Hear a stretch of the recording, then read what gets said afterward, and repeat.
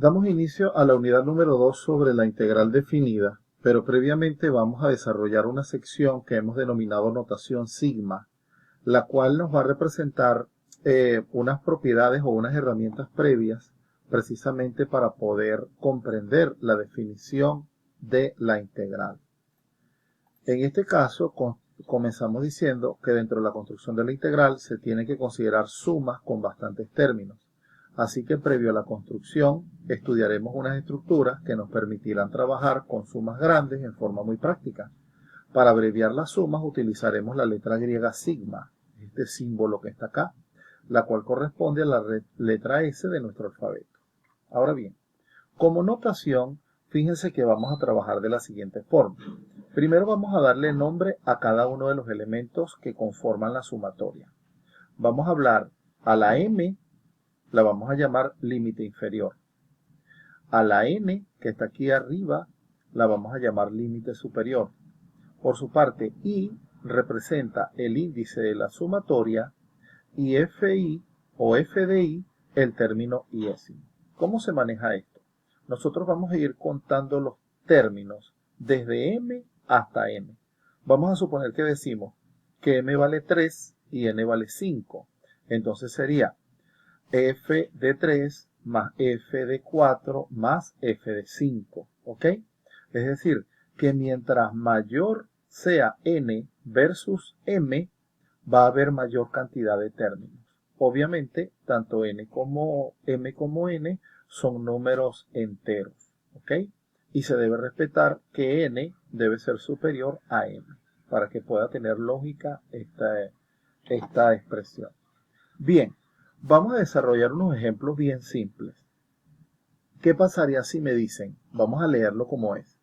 La sumatoria desde i igual 1 hasta 4 de i al cuadrado. ¿Qué significa esto? Que vamos a ir sustituyendo progresivamente desde 1 hasta 4 los valores aquí en i. Esto significa que cuando i valga 1 será 1 al cuadrado más. Después incrementamos. Cuando i vale 2 sería 2 al cuadrado más. Seguimos incrementando. Cuando i vale 3, 3 al cuadrado más. Cuando i vale 4, 4 al cuadrado. ¿Ok? Luego desarrollamos los cuadrados de cada uno. 1 al cuadrado es 1, 2 al cuadrado es 4, 3 al cuadrado es 9 y 4 al cuadrado 16. De manera que la suma de estos cuatro números me da 30. Antes de continuar, porque alguien podría decir, oye, pero ¿por qué colocarlo así? Si es mejor colocarlos explícitamente y que la combinación me da 30. Es porque nosotros vamos a trabajar, como decíamos en el preámbulo, con sumatorias grandes. Es decir, que hayan muchísimos términos en dicha sumatoria. Entonces, en la medida que vayamos avanzando, observaremos que es más práctico expresarlo de esta forma, porque esta forma sería una manera compacta de poder agrupar pues, todos los términos de dicha sumatoria. Ahora, aquí concluimos que la sumatoria desde igual 1 hasta 4 de i cuadrado es 30. Fíjate que vamos a ver algo que sea un poquitico más largo. Si va de 2 hasta 6, ¿verdad?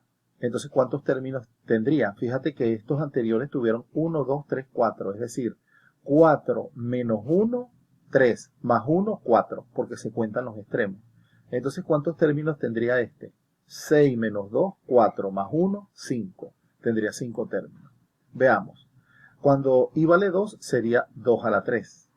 Cuando i vale 3 sería 3 a la 3. Cuando i vale 4 sería 4 a la 3. Cuando i vale 5 sería 5 a la 3. Y cuando i vale 6 sería 6 a la 3. De esta forma, fíjense que ya las cantidades son superiores y la suma me da 440. En todo caso, la sumatoria desde i igual 2 hasta 6 de i a la 3 es igual a 440. Me interesa mucho que se entienda la manera en cómo nosotros vamos a nombrar la sumatoria. Ahora, fíjense que esta no está teniendo una función tan directa. Aquí tenía una función cúbica, una función cuadrática, ahora esta es una función lineal. Es como si fuese la función 5x menos 1. Pero en este caso, fíjense bien, disculpen que no se nota bien aquí, es desde igual a menos 2 hasta 1. Entonces fíjate que el subíndice, ¿qué valores va a tomar? Va a tomar menos 2, menos 1, 0 y 1. Recuerden que tanto m o el límite inferior como el límite superior son números enteros. Entonces, vamos a ir sustituyendo en cada término. Cuando i vale menos 2, cuando i vale menos 1, cuando i vale 0 y cuando i vale 1.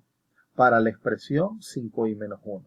De esta manera vamos sacando la cuenta. 5 por menos 2 menos 10, 5 por menos 1 menos 5, 5 por 0 0, 5 por 1 5. Vamos facilitando la expresión hasta que llegamos al resultado final, que es menos 14. Entonces fíjense que lo extraño, lo particular de este tercer ejemplo. Por un lado, el límite inferior no necesariamente va a ser número positivo, puede ser negativo. Lo que se debe respetar es que el límite superior debe ser mayor que el límite inferior para que tenga un orden. Y otro elemento a comentar es que el resultado me dio negativo. Recuerden que en el álgebra nosotros hablamos de sumas, ¿verdad? Pero la resta está contenida dentro de la suma, ¿ok? Es como un caso especial de la suma, del número más su opuesto. Por eso esto es válido porque estamos trabajando también con índices que son enteros. O sea que la suma me puede dar valores negativos. Ahora, veamos este. Fíjense que aquí nosotros estamos teniendo un coeficiente literal. ¿Qué significa un coeficiente literal? Bueno, un número que sabemos que en algún momento va a asumir un valor, o sea, esta expresión va a asumir un valor, pero a priori no tenemos ese valor. Entonces lo máximo que podemos nosotros colocar acá es sustituir i por el valor que se le asigna de acuerdo al término. Es decir, el primero como i vale 1 sería 1 por a sub 1, el segundo como i vale 2 sería 2 por a sub 2, el tercero 3 por a sub 3 y así sucesivamente, 4 por a sub 4, 5 por a sub 5. Aquí no podríamos hacer ningún cálculo, dado que no sabemos cuánto vale los a sub i. Por último, quiero expresar digamos que es el más importante porque este tipo de expresiones son con las que vamos a trabajar. ¿Qué me está diciendo esto? Aquí me está hablando del producto de dos cosas, que en la sección que viene vamos a comprender de dónde sale esto. Pero en todo caso, esto es una función multiplicado por un delta x. Fíjate que este delta x es un símbolo, ¿ok? Hasta este momento es un símbolo, no sabemos qué significa. Pero debemos tener siempre presente el i. El i es el que varía. Tampoco sabemos qué es c sub i. Quiere decir que cuando yo empiece a darle valores ahí sería c sub 1, c sub 2, c sub 3, c sub 4. Ya más adelante veremos qué significará cada uno de esos elementos. Lo que nos interesa es poder comprender qué significa esta expresión. Entonces, aquí está dada por compresión, es decir, que está compacta. Ahora vamos a extenderla. ¿Qué pasa cuando i vale 1? El primer término sería f de c sub 1 por delta x. ¿Qué pasa cuando i vale 2? El segundo término sería f de c sub 2 por delta x. Y así sucesivamente. Por eso colocamos punto, punto, punto, más y expresamos el último. Pero como viene dado en términos de n, no sabemos hasta dónde llega. O sea, no sabemos el valor explícito de n. n puede ser 5 como puede ser 10.000. ¿Ok? Entonces decimos que el último término sería f de c sub n por delta x. Ahora, analicemos las propiedades, porque hasta este momento hemos trabajado solamente con la definición. Lo primero que nosotros debemos entender es que la sumatoria desde igual 1 hasta n de una constante va a ser c por n. Es decir, va a ser la constante multiplicado por el límite superior. Es decir, suponte que aquí tenemos la sumatoria de igual 1 hasta 5 de la constante 2. Entonces, cuando i vale 1, el primer término es 2. Luego, cuando i vale 2, el segundo término sigue siendo 2. Luego, cuando i vale 3, sería 2. Cuando i vale 4, vale 2. Y cuando i vale 5, vale 2. Entonces, ¿qué sería? 2 más 2 más 2 más 2 más 2 más 2. En ese caso sería 2, la constante, multiplicada por el límite superior. ¿Ok? Repito, eso es cuando calculemos la sumatoria no de una función, o mejor dicho, de una función pero que sea constante. que no tenga ningún subíndice acá. ¿Lo ven? Más adelante lo vamos a ver en los ejercicios. Esta segunda propiedad dice que si la sumatoria desde igual 1 hasta n se está calculando para el producto de una constante por la función, fíjense que esto sería constante por F1 más constante por F2 más constante por F3 más constante por F4 hasta constante por Fn.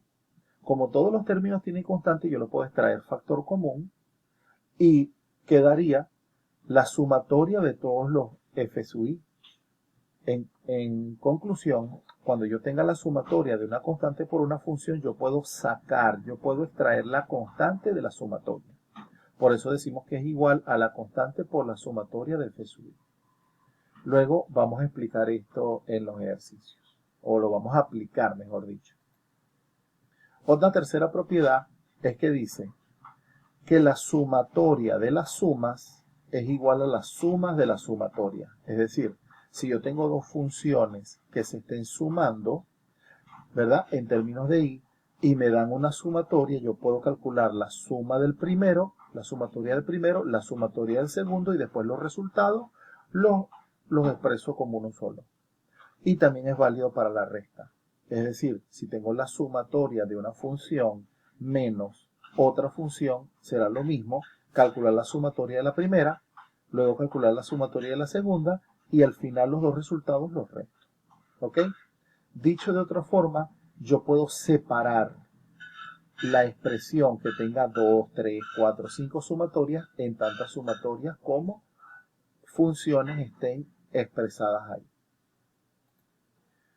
Como cuarto, esto muy pocas veces se usa, pero como estoy dando la clase y estoy expresando todas las propiedades, las voy a nombrar.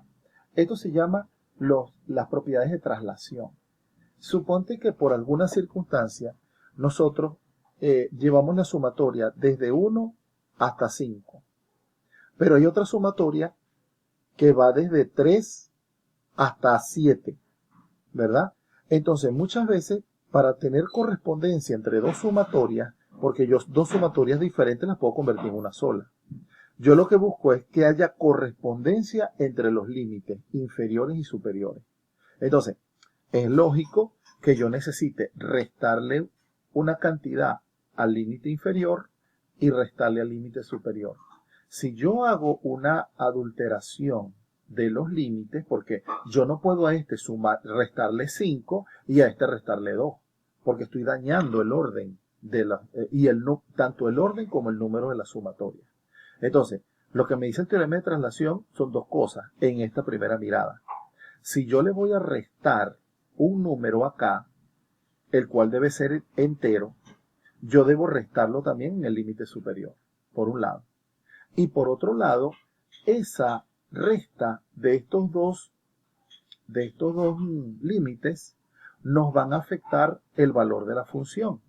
Entonces ya el i cambia. Entonces, ¿cómo es la regla? Cuando yo reste una constante a los límites de la sumatoria, se le suma internamente a la variable esa constante que se restó. Y viceversa. ¿Cómo es eso? Si yo le sumo por alguna circunstancia una constante a la variable, es porque yo tengo que restarle a los límites de la sumatoria. ¿Qué dice la otra? Dice el mismo argumento, pero en lugar de restar, sumar. Si yo necesito sumar una constante, tanto abajo como arriba de la sumatoria, es decir, en los límites, para que se compense, yo debo restarle c al argumento de la función. Ahora, aquí vienen dos adicionales, las voy a develar de una vez, que se llaman reglas telescópicas o fórmulas telescópicas.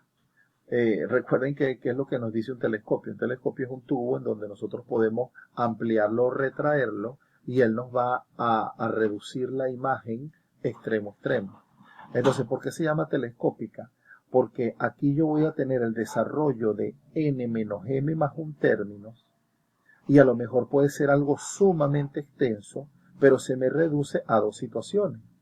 A f de n más 1 menos f de m. O sea, yo con hacer dos cálculos ya tengo listo la sumatoria. De igual forma el sexto. Bueno, en el siguiente video vamos a hacer ejercitación sobre esto y vamos a ver las fórmulas de Gauss.